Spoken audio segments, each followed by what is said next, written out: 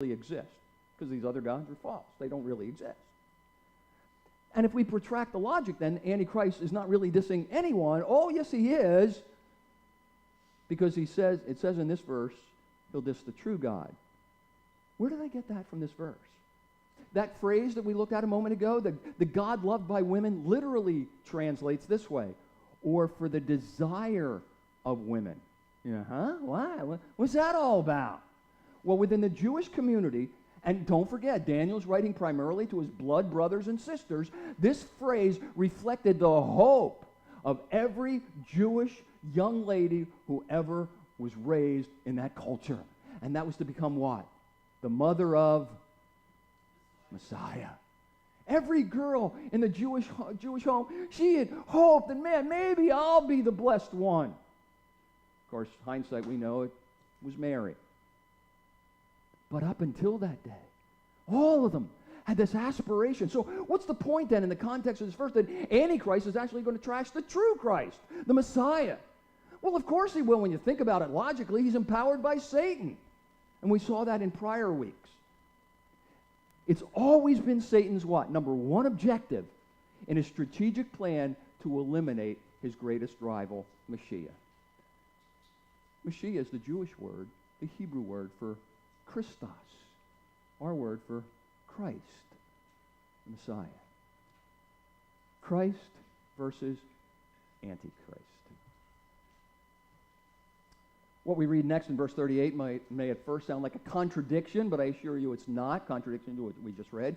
There is a logical explanation. Listen to what, doesn't this sound like a contradiction? He will worship the God of fortresses. Wait a minute, he won't worship any God but himself. So he'll worship the God of fortresses, a God his ancestors never knew, and lavish on him gold, silver, precious stones, and expensive gifts.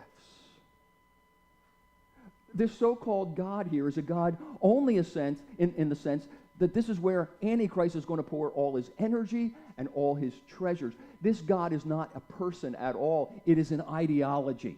It's the same God whom Adolf Hitler worshipped but a century ago.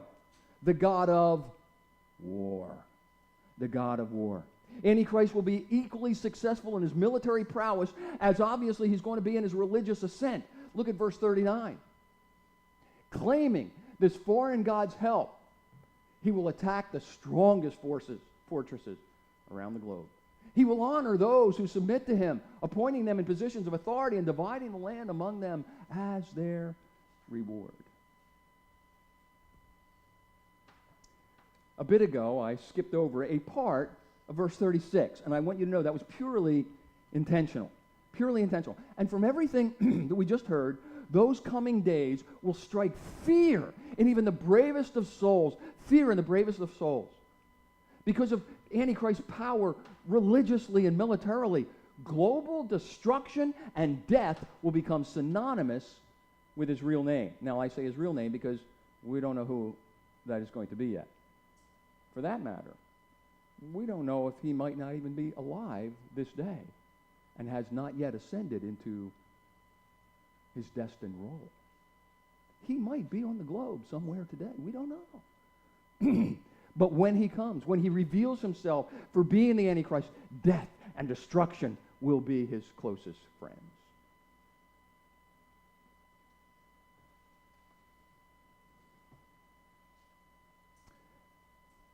So why did I skip over the end of verse 36 a bit ago? To remind us, as Daniel reassured his fellow countrymen, that Antichrist's reign of terror is not going to last forever. It has a terminus point. Now this verse says nothing about just how long that reign is going to last. It simply gives us this promise of hope that it will come to an end. Other scriptures elsewhere, and we already looked at Revelation 13:5, they tell us about the duration of this period. But here, it just tells us about how ugly it's going to get. Look at verses 40 through 43.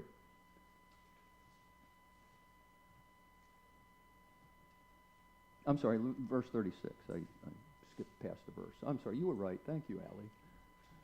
The king will succeed, but only until the time of wrath is completed. For what has been determined will surely take place. Now, Revelation 13:5, which we mentioned a moment ago, predicts that there will be 42 months, the second half of the tribulation period. And even Daniel, earlier when we looked at chapter 7 together, he predicted that along that cryptic time frame that the Spirit had revealed to him of time, times, and half a time. And as we dissected that phrase, we realized that time probably refers to a year. Times would be 2 years, and then half a time would be a half a year. Add them together, what do you get? 3.5 years. Same time frame as 42 months. So that we know the exact duration of Antichrist's reign of terror. The first 3.5 years of the tribulation period, he's going to be on the rise, and he's going to look like a good guy. That's why when he turns around, everybody's following him. But in the midpoint of the tribulation period, that's when he changes course. And all of a sudden, a lot of people won't want to be following him and come that day. There will still be some so blind, many, that will still follow him. Many out of desperation, because there's no other way. You don't have the mark of the beast on your forehead or on your wrist, you won't be able to even buy food, let alone have a roof over your head. It will be hell on earth, folks. So Revelation 13:5 predicts 42 months. Daniel talks about time, times, and half a time. We know the exact duration. But what does this verse, this passage that Daniel said, tells us about how ugly it's going to get? Look at those next several verses. Then at the time of the end, the king of the south will attack the king of the north. And the king of the north will storm out with chariots, charioteers, and a vast navy. Keep in mind, back in that day, they didn't know what tanks looked like. Duh. They didn't know what mortars looked like. Duh. So they had to write in what they understood. So they're talking about chariots, charioteers, vast navy. He will invade various lands and sweep through them like a flood. He will enter the glorious land of Israel, and many nations will fall. But Moab, Edom, and the best part of Ammon, they'll escape. He will conquer many countries, and even Egypt will not escape. He will gain control over the gold, silver, and treasures of Egypt, and the Libyans and the Ethiopians will be his servants. I personally believe that these 4 verses foretell the climactic conflict of the ages, what the Bible calls elsewhere, particularly in the book of Revelation, the battle of Armageddon. The true war to end all wars, unlike the First World War, which we know did not prove to be the last. Antichrist, come that day, will play center stage. And for the obvious reason, because he is Satan's king on his side of the cosmic chessboard. And he's playing opposite Jesus Christ, who has been and always will be the king on God's side of the cosmic chessboard. A chess game, a chess war, if you will, that began way back in the Garden of Eden. And even way back then, the final outcome was decreed. It was declared. It was decided when God did what? When he cursed Satan and said, I am going to knock you down by the coming Mashiach, by the coming Messiah. You are going to be decimated by Messiah. Began way back in the Garden of Eden, and it's continued out through the course of human history. The war continued, as you know, and Satan almost won, but God instructed a man named Noah to build a boat. 8 people survived the global devastation. Satan almost won again when Israel was carted off into exile in both the lands of Assyria and Babylon. But God, what did he do? He brought home a remnant. Satan almost won again when Haman, the hangman of Persia, ordered this genocide against the entire Jewish race. But God entered a slave girl, a Hebrew slave girl, into a beauty contest. And she won.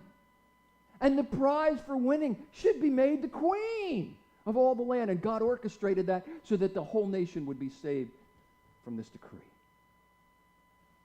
Satan almost won again when Herod the Great ordered the execution of all male babies under the age of 2, which placed the then toddler Jesus in the murderous crosshairs of this edict. But God countered by giving Joseph, his stepdad, a dream to escape to Egypt. Throughout history, Even as recently as the 20th century Holocaust, Satan has been warring against Jesus and his chosen people. But each time Satan would attack, God would come to the rescue. Here's the great news, folks.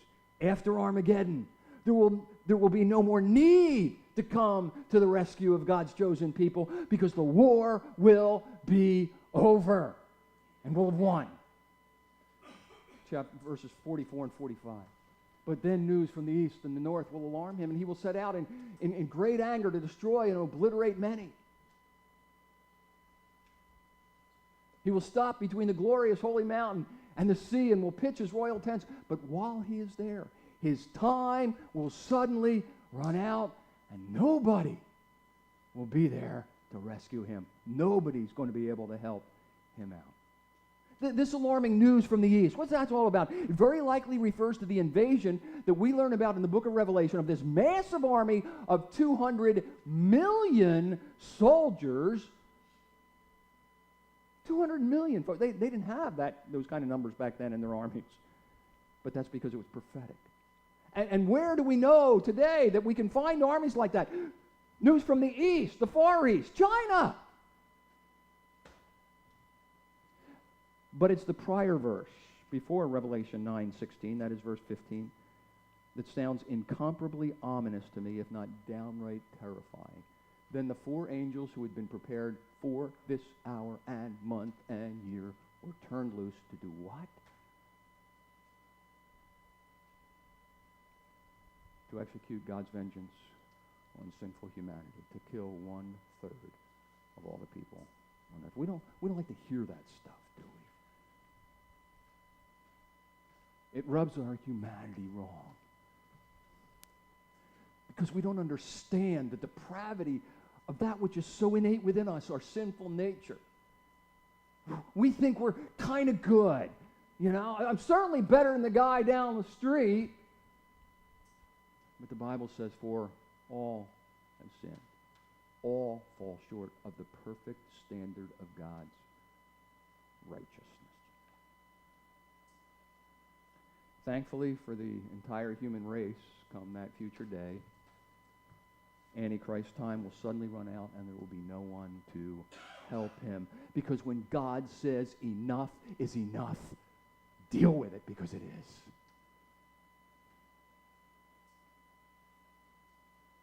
Armageddon is going to be history's briefest yet bloodiest battle. How brief? One word from Christ's mouth. It pictures him coming out of the heavens on a white horse with a sword out of his mouth. The sword is the word of God. He's going to speak a word. Remember at the creation? God spoke a word and it came into existence. Come Judgment Day, he speaks a word and the nations will be obliterated. How bloody? Revelation 14:20 says this: the blood flowed in a stream in central Israel for 180 miles and as high as a horse's bridle. Folks, that's a river of blood. Now, I wish I could make this passage softer. You know, I don't like preaching messages like this. But if God said it, I've got to say it too. As I said at the outset of the sermon, I don't know all the future, but I do know some of it. And it's the sum of it that I know. It's only because the Bible has told me so. But the Bible also tells me, how we can know where we'll be when that future becomes the present. How can we know? By trusting in the King on God's side of the cosmic chessboard. My question to each one of you this morning is, on which side are you? Do you know where you stand? Because if you're not standing clearly on the side of Christ, there's only two sides to the chessboard. You're either on Christ's side or on Antichrist's side. You're either on God's side or you're on Satan's side. There's no middle ground, no middle turf, no middle earth. This is it. One chessboard, two teams. You know which one you're on. Father, I pray that you would impress upon each of our hearts